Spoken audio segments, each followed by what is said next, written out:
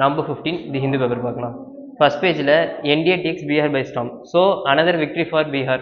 Another victory for NDA. எங்கன்னா பீகார்ல ஓகேவா. ஸோ நெக்ஸ்ட் வந்து government notifies digital personal data protection act. So இந்த ஆக்ட் பற்றி ஏற்கனவே நிறைய பேசியிருக்கோம், இந்த கன்சென்ஸாக பேசியிருக்கோம். ஃபர்ஸ்ட்டு டிபிடி டேட்டா ப்ரொடெக்ஷன், அதாவது பர்சனல் டேட்டா ப்ரொடெக்ஷன் அந்த ஆக்டை வந்து 2025 இப்போ புதுசாக இன்னும் கொஞ்சம் ரூல்ஸ்லாம் கொண்டு வந்திருக்காங்க. அதுவும் இல்லாமல் 2023 நோட்டிஃபிகேஷன் விட்டுருக்காங்க. ஸோ ஃபர்ஸ்ட் இந்த ஆக்ட் வரும்போது என்ன சொல்லியிருந்தாங்கன்னா, ஸ்டேட் அண்ட் இட்ஸ் இன்ஸ்ட்ருமெண்டாலிட்டிஸ்க்கு வந்து எக்ஸப்ஷன் அப்படின்னு சொல்லியிருந்தாங்க. ஸோ ஸ்டேட்னா கவர்மெண்ட், அதாவது கவர்மெண்ட் ஆர்கனைசேஷன்ஸ் ப்ளஸ் இன்ஸ்ட்ருமெண்டாலிட்டிஸ்னா இப்போ சிபிஐயோ ஃபார் எனி அதர் ஆர்கனைசேஷன்ஸை யூஸ் பண்ணிக்கலாம் அப்படின்னு சொல்லிட்டு. இது ரைட் இன்ஃபர்மேஷன் ஆக்ட் இருக்குல்ல, அது கீழே வந்து கிறிஸ்தமாக வந்துருந்துச்சு. ஏன்னா வந்து எல்லா டேட்டாஸுமே எப்படி கொடுக்க முடியும், பிரைவேட் டேட்டான்றதே பிரைவேட் கன்சர்னுக்கு மட்டும்தான் அப்படின்னு சொல்லிட்டு ஒரு கான்ட்ரவர்சி இருந்துச்சு. இப்போ ஸ்டில் வந்து பர்சனல் இன்ஃபர்மேஷனை வந்து இப்போ பப்ளிக் இன்ட்ரெஸ்ட்காக டிஸ்க்ளோஸ் பண்ணுறதுன்றது வந்து எந்த வகையில் கரெக்டாக இருக்கும் அப்படின்ற ஒரு இருந்துச்சு. ஓகேங்களா.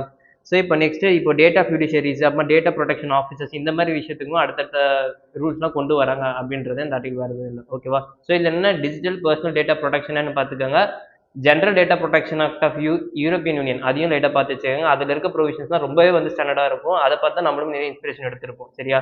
ஸோ அதுக்கப்புறமா வந்து இதில் ஸ்ரீகிருஷ்ணா பிஎன் ஸ்ரீகிருஷ்ணா கமிட்டி என்னென்னு பார்த்துக்கோங்க. டேட்டா லோக்கலைசேஷன் சொல்லியிருப்பாங்க.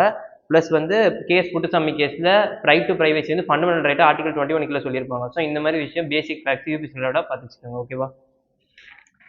நெக்ஸ்ட் வந்து செவன்த் பேஜில் வந்து பார்த்தோன்னா ஜன்ஜாத்திய கௌரவ் திவாஸ். ஸோ இது என்னன்னா பிர்சா முண்டா இருக்காங்களா, ரெபிலியன், அதாவது 150 இயர்ஸ் பர்த்டே செலிப்ரேஷனுக்காக கொண்டு வந்திருக்காங்க. ஸோ இது கீழே வந்து பார்த்தீங்கன்னா இந்த ட்ரைபல் டெவலப்மெண்ட்காக என்ன ஸ்கீம்ஸ்லாம் கொண்டு வந்திருக்காங்க சொல்லிட்டு எல்லாத்தையுமே ஷார்ட் அவுட் பண்ணியிருக்காங்க. So under PM Janman scheme, அதுக்கப்புறம் வந்து தார்த்தி ஆதா ஜன்ஜாத்தியா கிராம் உகர்ஷ் அபியான். ஸோ இந்த மாதிரி ஸ்கீம்ஸ் எல்லாத்தையுமே வந்து ட்ரைபல் டேட்டா என்னென்ன கான்ட்ரிபியூட் பண்ணியிருக்காங்கன்றதை பார்த்து வச்சுக்கோங்க. இந்த ஸ்கீம்ஸ் எப்போ லான்ச் பண்ணாங்க, சென்ட்ரலி ஸ்பான்சர்டு இல்லை சென்ட்ரலி செக்டாரா, இந்த மாதிரி விஷயமும் பார்த்து வச்சுக்கணும். ஓகேங்களா. So next editorial page number 10ல் ஃபர்ஸ்ட் வந்து டபுள் இன்ஜின் அப்படின்னு சொல்கிறாங்க. ஸோ இந்த பீகார் விக்டரி இருக்குல்ல என்டிஏக்கு, இது வந்து எப்படி பாசிபிள் ஆச்சு அப்படின்னு சொன்னால் நம்ம ஏற்கனவே இதை பேசியிருக்கோம். அங்கே இருந்த கவர்மெண்ட் வந்து கரெக்டாக ஒரு 2 months பிஃபோர் என்னன்னா இந்த உமன்ஸுக்கு டேரெக்டாக 10,000 மந்த்லி இன்கம் மாதிரி கொடுக்குற மாதிரி ஒரு பிளான் கொண்டு வந்தாங்க. பாப்புலிஸ்டிக் மெஷர் தான். ஸோ இது என்னாச்சுன்னா உமன் ஓட்டர் டர்ன் அவுட்டுமே அதிகமாக்குச்சு. நம்ம அந்த ஆர்டிகல் டிஸ்கஸ் பண்ணியிருந்தோம், உமன் டர்ன் அவுட் ரேஷியோ நல்லா இம்ப்ரூவ் ஆயிருக்கு அப்படின்னு சொல்லிட்டு. ஸோ இது ஒன்று. ப்ளஸ் வந்து அதே மாதிரி அங்கே இருக்க ஸ்டில் வந்து இந்துத்துவ பாலிடிக்ஸ் தான் யூஸ் பண்ணாலுமே, இந்த ரிலீஜியஸ் ஸ்பெசிஃபிக்காக யூஸ் பண்ணாலுமே அங்கே வந்து ஓட்டர் கெயின் நல்லாவே இருந்திருக்கு. ஸோ அந்த பாலிசிஸ் வந்து இப்போது என்னதான் வந்து காங்கிரஸோ இல்லை மற்ற கவர்மெண்ட்டுமே வந்து மைனாரிட்டியை கான்சன்ட்ரேட் பண்ணாலும் இந்த மாதிரி சில விஷயமும் சில எய்ட்ஸும் சில பாப்புலிஸ்டிக் மெஷரும் தான் வந்து ஓட் பேங்காக வந்து மாறும் அப்படின்னு சொல்கிறாங்க இதில். ஓகேவா. Next debit relief. So US வந்து ரொம்ப நாள் கழிச்சு திருப்பியும் கவர்மெண்ட் வந்து ரீவைவ் பண்ணியிருக்காங்க, அந்த ஷட் டவுன் வந்து இருக்காங்க. ஸோ இது ஏற்கனவே இப்போ என்ன ஆச்சுன்னா அங்கே இருக்க ஃபெடரல் ஆஃபீஸர்ஸு, அதுக்கப்புறம் நிறைய ஹெல்த் செக்டருக்கு இந்த மாதிரி நிறைய கான்ட்ரிபியூஷன் வந்து கட் ஆக ஆரம்பிச்சிருச்சு. ஸோ இது எல்லாமே என்ன ஆச்சுன்னா வந்து இப்போ ஃபர்தராக அங்கே இருக்க ஜென்ரல் லோக்கல் பாலிடிக்ஸோ இல்லை அங்கே இருக்க லோக்கல் எக்கனாமியோ வந்து ரொம்ப அடிவாங்க ஆரம்பிச்சிருச்சு. ஸோ இதை வந்து பெட்டராக கொண்டு வரணும். ஸ்டில் வந்து நீங்கள் ஒரு டிசிஷனை வந்து யூனிலேட்டராக எடுக்கிறது வந்து எந்த அளவு வந்து ஒரு கவர்மெண்ட்டு ஃபீஸபிளாக ரன் ஆகிறதுக்கு பாசிபிலிட்டின்றது நம்ம கொஸ்டின் மார்க்காக இருக்குது இதில். ஓகேவா.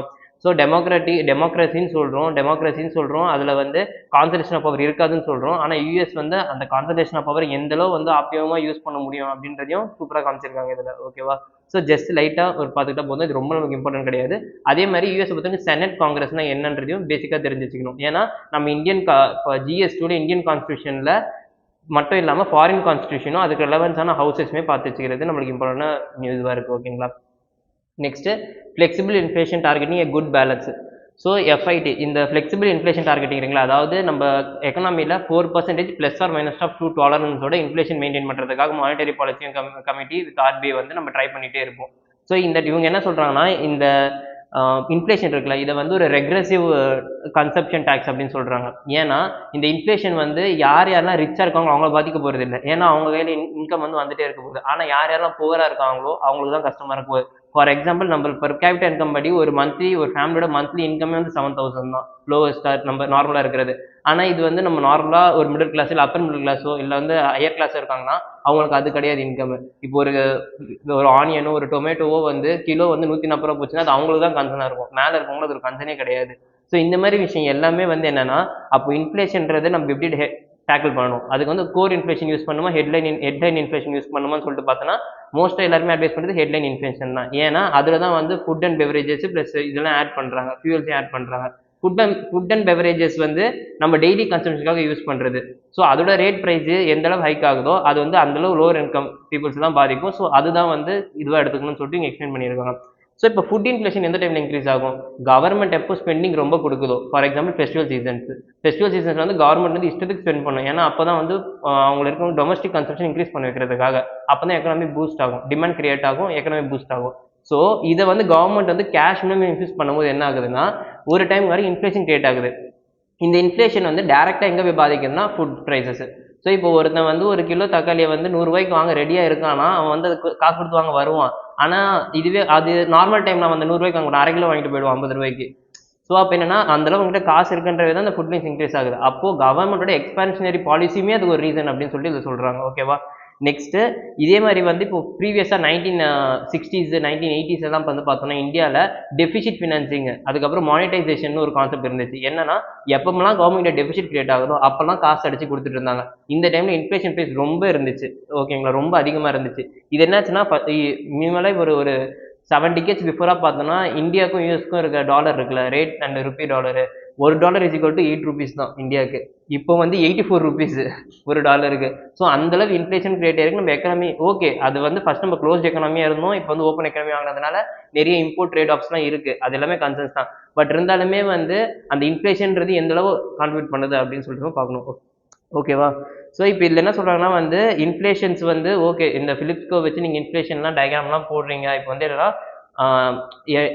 இன்ஃப்ளேஷன் இன்க்ரீஸ் ஆச்சுன்னா எம்ப்ளாய்மெண்ட் இன்க்ரீஸ் ஆகும்னா சொல்கிறீங்க. ஆனால் இது எல்லாமே வந்து ஒரு ஸ்டேட் வரைக்கும் தான். இன்ஃப்ளேஷன் ஒரு ஸ்டேட்டை கிராஸ் பண்ணிடுச்சுன்னா ஃபார் எக்ஸாம்பிள் இப்போ 6% இன்ஃப்ளேஷன் நீங்கள் வச்சுட்டு இருக்க முடியும் ட்ரை பண்ணிங்கன்னா ஒரு ஸ்டேட்டுக்கு அப்புறம் அது ஆட்டோமேட்டிக்காக என்ன ஆகும்னா அங்கே எம்ப்ளாய்மெண்ட்டு கம்மியாக ஆரம்பிக்குது, அன்எம்ப்ளாய்மெண்ட் இன்க்ரீஸ் ஆக ஆரம்பிக்குது. ஸோ இது எல்லாமே ஒரு கன்சர்னாக இருக்குது. எப்போனா இன்ஃப்ளேஷன் வந்து ஜஸ்ட் மானிட்டர் பண்ணாமல் அந்த லெவலில் வச்சுட்டு இருக்குது. இன்ஃப்ளேஷனை குறைக்கிறதுமே எக்கனாமிக் ஒரு இம்பார்ட்டண்ட்டான ஒரு பேலன்ஸ் கொண்டு வரும் அப்படின்னு சொல்லிட்டு சொல்கிறாங்க. ஓகேவா?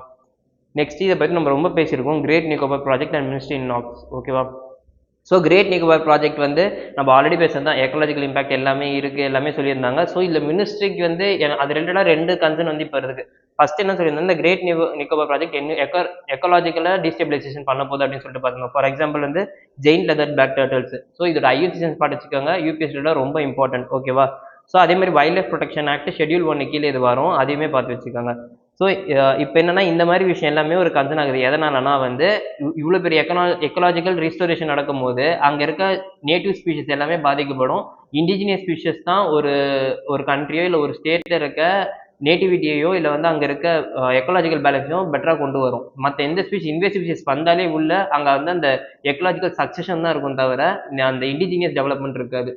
ஸோ இப்போ என்னன்னா இங்கே என்ன சொல்லணும்னா ஃபர்ஸ்ட் இப்போ வந்து மினிஸ்ட்ரிக்கு என்ன இல்லை ப்ராப்ளம் இருக்குன்னா ஃபர்ஸ்ட் வந்து national board of wildlife இருக்குல்ல, அவங்க கலத்தியா பே வந்து வைல்ட் லைஃப் சென்ச்சுரிலேருந்து ரிமூவ் பண்ணியிருக்காங்க எப்போனா 2021. So wild life century remove பண்ணுறதுனால இப்போ என்னன்னா இது வந்து ஒரு 4 years முன்னாடி கரெக்டா. ஸோ இது என்னென்ன ஒரு கன்சர்னா சொல்கிறாங்கன்னா அப்போ இது என்ன பிளான்டா கிரேட் நிக்கோபார் ப்ராஜெக்ட் ஒரு பிளான் பண்ணிட்டு ஒரு எக்கலாஜிக்கலாக ஒரு ரிச்சாக இருக்க ஒரு ரீஜன் வந்து டீஸ்டெபிலைஸ் பண்ணுறதுக்கான ஒரு பிளானாக வருதா அப்படின்னு சொல்கிறாங்க. ப்ளஸ் வந்து நெக்ஸ்ட்டு கோஸ்டல் ரெகுலேஷன் ஜோன் அப்படின்னு சொல்லிட்டு பார்க்குறோம். கோஸ்டல் ரெகுலேஷன் ஜோன் எதுனா இந்த டாப் ஒன் ஜோன் சொல்லுவாங்க. அந்த ஜோனில் இருக்க ஜோன் 1Aன்னு சொல்லுவாங்க. இந்த ஜோனில் இருக்கிறது எல்லாமே மேங்க்ரூவ்ஸு, காரல்ஸ் இந்த மாதிரி ரொம்ப பயாலஜிக்கலாக ரிச்சான ஸ்பீஷஸ் இருக்க இடம். ஸோ இந்த ஸ்பீஷஸ் என்கரேஜ் பண்ணால் அந்த இடத்துல கன்ஸ்ட்ரக்ஷனே அலோவ் பண்ணக்கூடாதுன்னு சொல்கிறாங்க. ஆனால் கலத்தியா பே அதுக்கு தான் ஃபேமஸு. அங்கே வந்துட்டு நீங்கள் வந்து ஆலிவ் இந்த பக்கம் வருது. ஸோ அங்கே வந்து நீங்கள் லெதர் பக் டர்ட்டில்ஸ் இந்த மாதிரி வர விடாமல் பண்ணுறது எந்த அளவு எக்கலாஜிக்கல் டீஸ்டெபிலைஸ் பண்ணும், இதை கன்டினியூ பண்ணுறது எந்த அளவு ஹார்ம்ஃபுல்லாக இருக்கும் அப்படின்னு சொல்கிறது தான் இந்த ஆர்டிகல். ஸோ ஓகேவா? அதாவது என்ன சொல்றேன்னா மினிஸ்ட்ரியெல்லாம் பார்க்கும் போதே அங்கே ஏகப்பட்ட காம்ப்ளெக்சிட்டிஸ் இருக்கு, கோஸ்டல் ரெகுலேஷன் ஃபாலோ பண்ணல, இந்த மாதிரி விஷயம்லாம் இருக்கு. அப்போ வந்து இந்த கிரேட் நிக்கோபார் வந்து எந்த அளவு ஸ்டுடியோஸாக எடுத்து நம்ம ஃபாலோ பண்ணோம் அப்படின்றது ஒரு கன்சர்னாக இருக்குது. சுப்ரீம் கோர்ட் வந்து ஓகே இது வந்து கமிட்டி போட்டு ஃபர்ஸ்ட் வந்து வேணாம்னு சொன்னாங்க, அப்புறம் கமிட்டி போட்டு ஓகேன்னு சொல்லிட்டாங்க. இதுவுமே ஒரு கொஸ்டின் மார்க்கா இருக்கு அப்படின்னு சொல்லிட்டு ஆர்கியூ பண்றாங்க. ஓகேவா? ஸோ நம்ம ஜெனரலாக என்ன பண்ணணும்னா great Nicobar project Andaman Nicobar region, அங்கே மிடில் அந்தமான்ல என்ன ரீஜன் இம்பார்ட்டன்ட்டு, அங்கே இருக்க மவுண்டெயின்ஸ் இந்த மாதிரி விஷயம் எல்லாமே நம்ம பார்த்து வச்சுக்கணும். ஓகேவா? நெக்ஸ்ட் வந்து பேஜ் நம்பர் 14ல வந்து கீழே NCLATன்னு கொடுத்துருக்காங்க. ஸோ நேஷனல் கம்பெனி லா ட்ரிபிள்னா என்ன, நேஷனல் கம்பெனி லா அப்பலேட் ட்ரிபிள்னா அது என்ன கீழே வந்துச்சுன்றது பார்த்து வச்சுக்கோங்க. யூபிஎஸ்சிடா நிறைய பாசிபிலிட்டிஸ் இந்த கொஸ்டின் கேட்கறதுக்கு. ஓகேவா? ஸோ ஜஸ்ட் நார்மலாக ஐடியா இருந்தாலே போதும் அது எதுக்குன்ட்டு.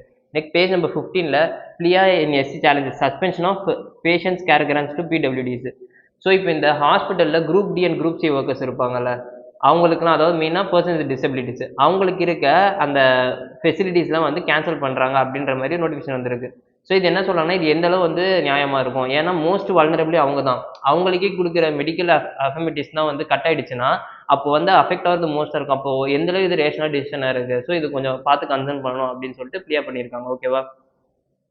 ஸோ நெக்ஸ்ட் குஜராத்தில் Ambaji marble get GI take. So இப்போ நம்ம ஆல்ரெடி பார்த்தது தான், ஜிஐ டேக் ரேட் கட் பண்ணியிருக்காங்க, 1000 rupees ஆக்கிட்டாங்க ஃபைல் பண்ணுறதுக்கு. அதனால இப்போ நிறைய ஜிஐ டேக் வரதுக்கு நிறைய சான்சஸ் இருக்குது. ஸோ ஜிஐ டேக் அனௌன்ஸ் பண்ணுறதுக்கான கிரைட்டீரியாஸ், அது எத்தனை வருஷம் வேலிடிட்டி, இந்த மாதிரி விஷயம் மட்டும் பார்த்துக்கணும். ஓகே. நெக்ஸ்ட் வந்து பேஜ் நம்பர் 16ல India content cement ties. So வந்து கிரிட்டிக்கல் மினரல்ஸ் அண்ட் அதர் இன்வெஸ்ட்மெண்ட்ஸில் வந்து ரெண்டு பேரும் டைஸ் கிரியேட் பண்ணுறதா சொல்லியிருக்காங்க. ஸோ கிரிட்டிக்கல் மினரல்ஸ் என்ன 30 மினரல்ஸ் இருக்குது, அந்த மினரல்ஸ் என்னென்னு சொல்லிட்டு ரீட் விட்டுக்காங்க, வேறு எதுவும் பெருசாக இம்பார்ட்டன்ட் இல்லை. ஓகேவா? இவை இந்த மாதிரி நிறைய ட்ரேட் அக்ரிமெண்ட்ஸ் நம்ம சைன் பண்ணிகிட்டே தான் இருப்போம். ஸோ ஜஸ்ட் அப்படியே விட்டு போகும். நெக்ஸ்ட்டு இதில் கீழே வந்து WPI கொடுத்துருக்காங்க. ஸோ ஹோல்சேல் ப்ரைஸ் இண்டெக்ஸ்னால் என்ன அப்படின்றதையும் பார்த்து வச்சுக்கணும். ஓகேங்களா? ஸோ அதோட யூஸு, அது வந்து எத்தனை மந்த்ஸ்க்கு ஒன்ஸ் வரும், நமக்கு வந்து எந்த கேட்டகரிக்கு எல்லாம் எந்த மாதிரி விஷயத்தை மானிட்டர் பண்ணுறதுக்காக இதை யூஸ் பண்ணுறோம்னு நமக்கு தெரிஞ்சுக்கணும். அதோட வெயிட்டேஜ் ப்ரொபோஷன்ஸையும் பார்த்து வச்சுக்கணும். ஓகேவா? Next world news page number 17ல கிரீன்லேண்ட் வந்து ப்ராப்பர்ட்டி ஓனர்ஷிப் லா பாஸ் பண்ணியிருக்காங்க. ஸோ கிரீன்லேண்ட் பார்லிமெண்ட் வந்து இப்போ யூஎஸ் வந்து எப்பவுமே கிரீன்லேண்ட் மேலே ஒரு கண்ணு, ஏன்னா வந்து அது மோஸ்ட்டாக ஃப்ரோசன் கண்ட்ரி மாதிரி அது.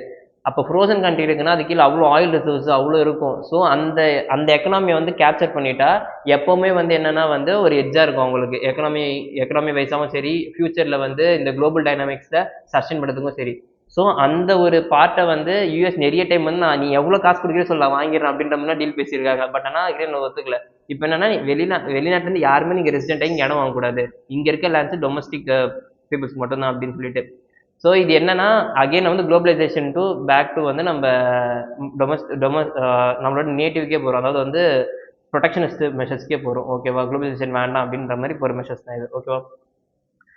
நெக்ஸ்ட்டு அப்படியே பேஜ் நம்பர் 17 கீழே பார்த்தா ஸ்ட்ரெயிட் ஆஃப் ஹார்மஸ் கொடுத்துருக்காங்க. ஸோ ஸ்ட்ரெயிட் ஆஃப் ஹார்மஸ் எங்கே இருக்குது, அதோட பார்டரிங் கண்ட்ரீஸ், இந்த மாதிரி விஷயம் எல்லாத்தையும் பார்த்துக்கோங்க. யூபிஎஸ்சி இந்த கொஸ்டின் ஆல்ரெடி கேட்டிருக்கான். ஸோ ரொம்ப இம்பார்ட்டன்ட், நமக்கு எந்தெந்த ரீஜன்ஸ்லாம் ஷேர் ஆகுது, ரெட் சி பக்கத்தில் இருக்க இந்த மாதிரி விஷயம் எல்லாமே வந்து பார்த்துக்கணும். ஓகேவா? பக்கத்தில் இருக்க போர்ட்டுமே இம்பார்ட்டன்ட், என்னென்ன போர்ட்டுன்னு பார்த்துக்கோங்க. ஓகேவா?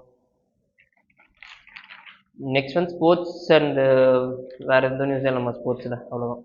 தேங்க்யூ.